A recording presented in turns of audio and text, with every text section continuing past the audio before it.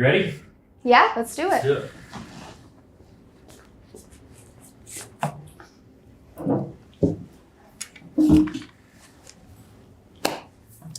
All right. Hey, everybody. My name is Nika Yushkovich, and I'm here today with Adam. And we are going to be talking about space advertising in this episode of Encite Live. So as we all know, as time has gone on, the trends with marketing and advertising have changed and evolved, Sure. especially with technology coming into play. So we moved in from print ads to then media ads on TV, traditional mass media marketing tactics, and then social media. So is space advertising really what is next? And that's kind of what this article talks about. And one of the biggest things that they were saying, and I'm sure a lot of you are thinking this back home, is how expensive is space advertising? Sure. Because you would think that it's incredibly expensive to send something out to space. But it turns out that a lot of these things have gone down in price almost in half. Oh, wow. So it's looking about in the $60 million range, which sometimes people pay more for like Super Bowl ads. Yeah. So it's looking like that could be a very real possibility as far as space advertising goes. And we are more prepared for it now than 1980s experts were prepared for social media ads that we have now in 2022. So It kind of blows my mind a little bit. yeah. So space advertising as in like billboard, I mean like stuff that you can see at nighttime. Yes. Right? I would assume at nighttime. I think there's a lot of different ways for you to sort of think about space advertising, and there have been some examples that have taken place before. I mean, think about Tesla with Elon Musk sending a Tesla into space. It's kind of cool. I gotta say, yeah, and then having that whole thing recorded with live footage, and people get to see this Tesla like floating in orbit around space. So I think that was something that could be described as space advertising. Yeah. But it's also like Pepsi promoting their product by floating it in space from one of the space stations. So yeah, I guess that's like, it seems super outrageous, right? Like Yeah. it seems to me like, that's crazy. What are we doing? Like, very dystopian, yeah, if you think about it. exactly. Like all of the, I don't know, movies that we see about Sci-fi, the future. yeah. Sci-fi. WALL-E is what I'm thinking about consistently, but it's like all of these advertising tactics in space, they just seem to be like, is this a good thing, or is this going to be a very scary reality that we live in? Yeah, it's really weird. And as a marketing person, right, like, and you as well, I mean, I'm all about like getting to the right people, right time, right audiences. I'm all about, I mean, that's part of our job is to, help businesses, promote their products and services and all that kind of thing. But I mean, are we going too far? Are we Because it's like, also on us to think about the ethics of everything that we do. Because if we don't think about the ethics, then there's going to be government regulations or some sort of groups that are going to step in and make us think about the ethics of things. So how far is space advertising? Like, I don't know. I don't know either. I don't know how I feel about it personally. I think it's a little scary for sure. I mean, but at the same time, we already can't escape advertising and marketing. I mean, there's not really a lot we can do to get away from it completely. So to me, it's like, outdoor advertising, billboards and signage. And now we have video signage and movement and all that kind of stuff. I mean, I keep thinking of that movie with Tom Cruise, Minority Report, where all the cars are automated and everything is like a hologram. I mean, I know we're kind of moving that way, right? Yeah. But it just, space seems to me almost like the off limits thing kind of deal. But Seems I mean, a I don't little know. overboard. Yeah. And I think that we have to consider like monopolies with that too, where like these big companies who can't afford this type of advertising are only going to get bigger because I mean, everyone in the world is going to see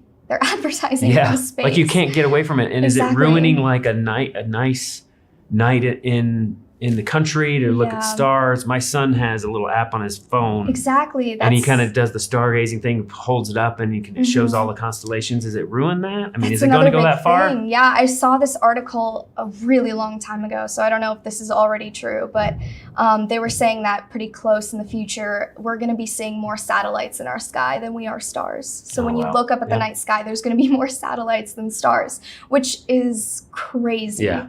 And That doesn't surprise me. yeah, and we have to think about like, okay, progressing into the future, that's one thing, but what about, saving the things that we had for so long? Yeah. The natural things of life, I guess. I'm more inclined to making sure that our marketing and kind of marketing efforts are very targeted and getting in front of the right people.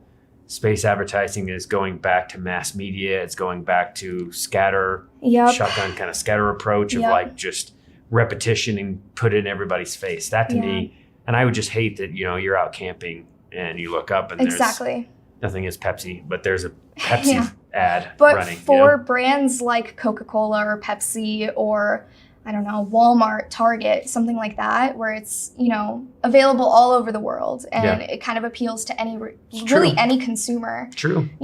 For them, that type of tactic might work, but is it overboard?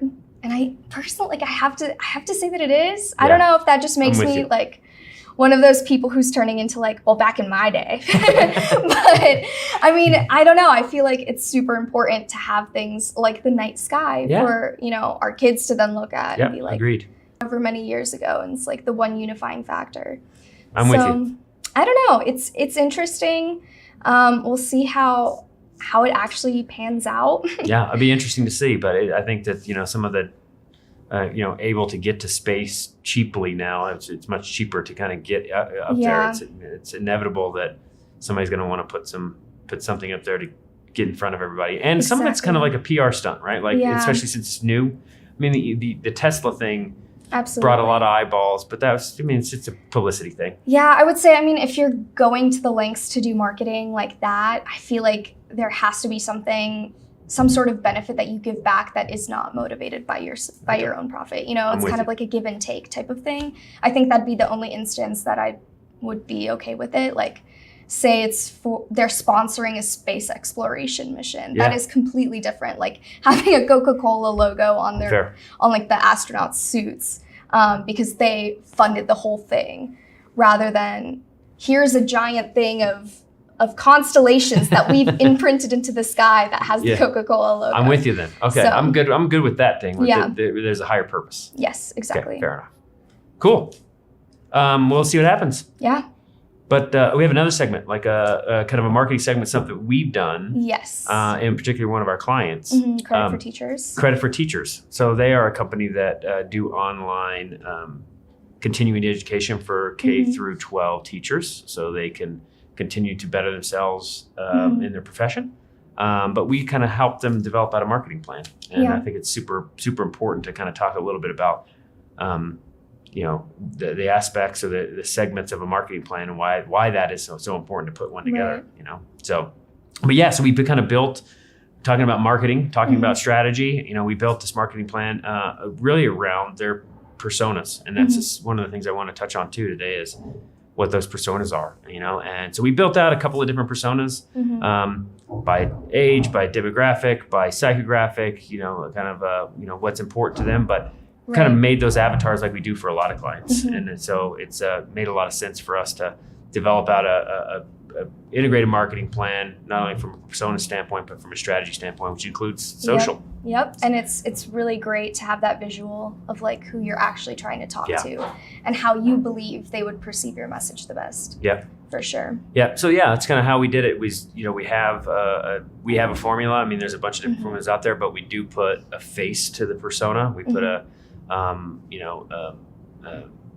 name, age, and all those demographics, but it's really kind of start to think when we're creating some additional marketing, that's who we're going after. And it's obviously it's not the end all be all, right? Like it's not everything that we do doesn't apply to that specific persona, but to have that in mind makes a lot of sense. My former mentor once told me that, we have a plan A, that doesn't work out. Then we have a plan B, that's never going to work out. Plan C, nope, still doesn't work out.